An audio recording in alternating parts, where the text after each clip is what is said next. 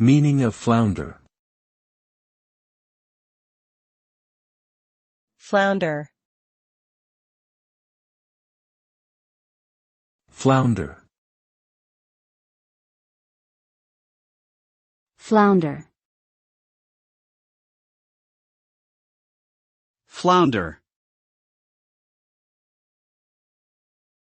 Flounder can have multiple meanings depending on the context. It can refer to a type of flatfish commonly found in the ocean, or to the act of struggling awkwardly or failing to make progress. In terms of the latter, flounder can describe someone who is unsure or indecisive, or a situation that is chaotic and disorganized. When used as a verb, it means to struggle or stumble, often with great difficulty or uncertainty. Overall, flounder suggests a lack of control or direction, often resulting in an unsuccessful outcome.